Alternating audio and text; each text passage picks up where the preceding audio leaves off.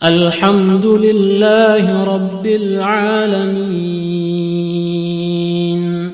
Assalamualaikum, saya mau bertanya, apa amalan agar kita terhindar dari fitnah Dajjal? Amalannya adalah berdoa, banyak berdoa, terutama di akhir sholat kita, di ujung sholat kita, setelah membaca sholawat kepada Nabi Sallallahu Alaihi Wasallam.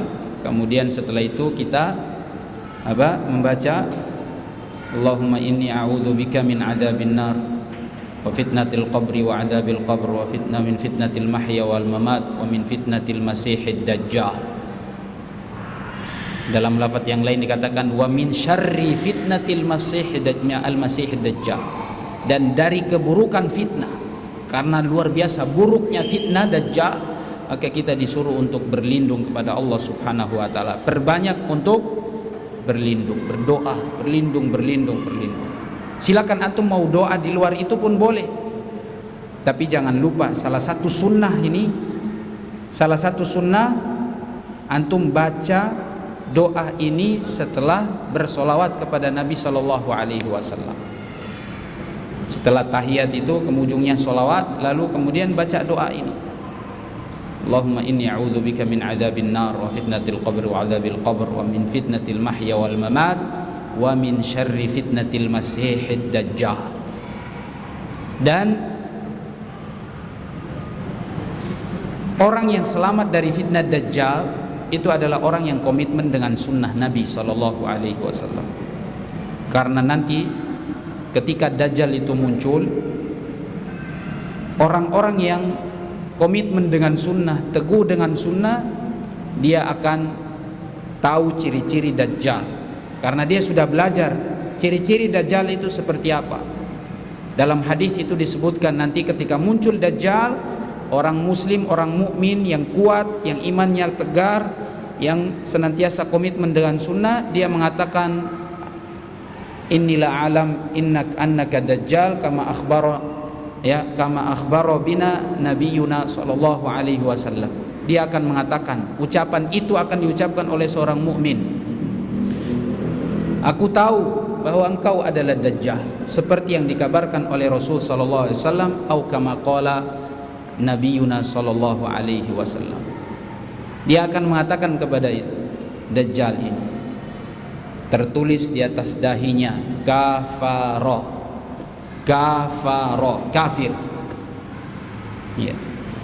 Salah satu matanya picik, sudah cirinya sudah ketahuan.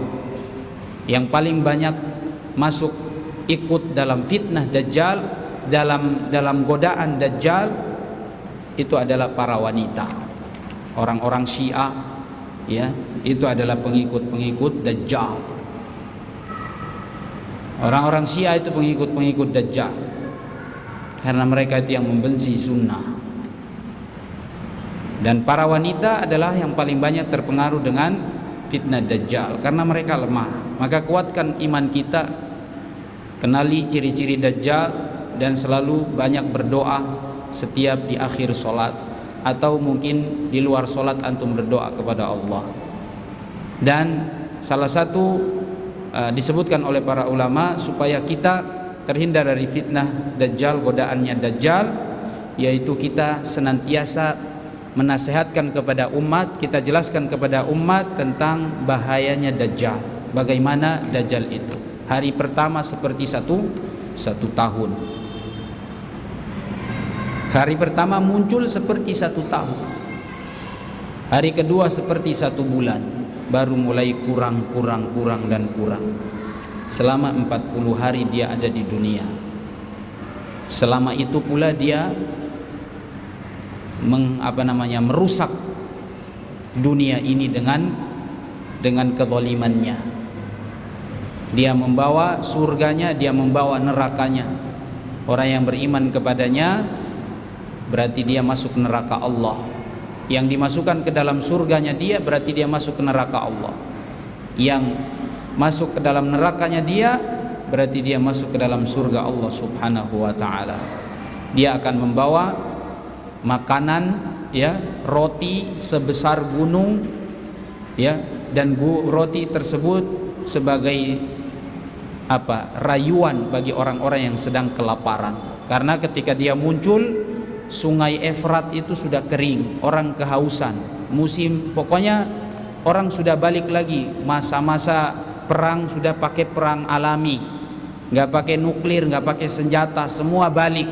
Dan ini harus kita imani, kondisi seperti itu Dajjal datang, umat Islam kelaparan, umat Islam kehausan, dia datang dengan godaan seperti itu. Orang gimana nggak takjub dengan kekuatan seperti itu, sehebat itu, ya. Ini manusia yang paling dusta, yang paling hebat, mengalahkan semua kehebatan-kehebatan yang ada di muka bumi ini. Dukun-dukun kalah, karena ini Dajjal ini punya surga neraka nyata, orang langsung bisa dihidupkan oleh dia. Antum gak kuat, ngikut langsung ke Dajjal. Tapi kalau orang yang sudah kuat dengan sunnah, dia tahu nih ente nih Dajjal kafir, ya, tetap dia teguh di atas sunnah, dimasukkan ke neraka, tapi ujungnya tetap masuk surga Allah Subhanahu wa ta'ala. Yang nanti kemudian Nabi Isa alaihissalam diturunkan dari Menara Putih, ya, daerah Syam sana, lalu kemudian menghancurkan Dajjal. Dajjal melihat Nabi Isa dan kemudian dia meleleh seperti melelehnya garam yang terkena air atau es yang terkena air, langsung cair, hancur. Jadi mudah-mudahan kita banyak berdoa supaya diselamatkan dari fitnah Dajjal ini. Naudzubillah.